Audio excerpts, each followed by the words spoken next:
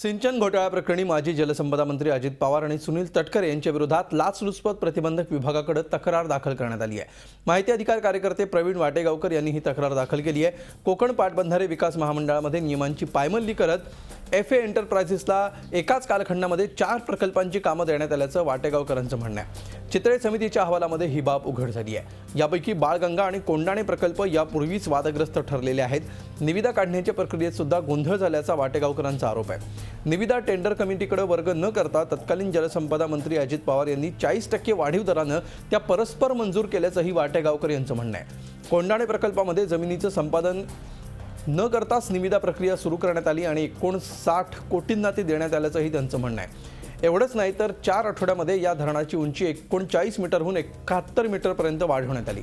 त्याबाबतच 271 कोटींचं अतिरिक्त कामही त्याच ठेकेदाराला देण्यात आलं। हायकोर्टाच्या हस्तक्षेपानंतर अखेर हे अतिरिक्त काम रद्द झालं, पण तोपर्यंत साधारण 90 कोटी रुपयांच्या कामाचे पैसेही या ठेकेदाराला देण्यात आले होते। अशाच प्रकारचे गैरव्यवहार काळू जामदा धरणांच्या बाबतीत सुद्धा झाल्याचं वाटेगावकर यांचं म्हणणं आहे। प्रिव्हेंशन ऑफ करप्शन ॲक्ट मधला जो स्पेसिफिक कलम आहे, act of a public interest for the benefit of self और others contrary to public interest, या कलमाचा आधार घेऊन आज मी अँटी करप्शन ब्युरोला तक्रार केलेली आहे की ह्या वेगवेगळ्या प्रकरणांमध्ये बाळगंगा, कोंडाणे, काळू, गडनदी अशा वेगवेगळ्या प्रकल्पांमध्ये झालेल्या गैरप्रकाराबाबत एफआयआर रजिस्टर करून तपास करण्यात आला। झी 24 तास रहा एक पाऊल पुढे।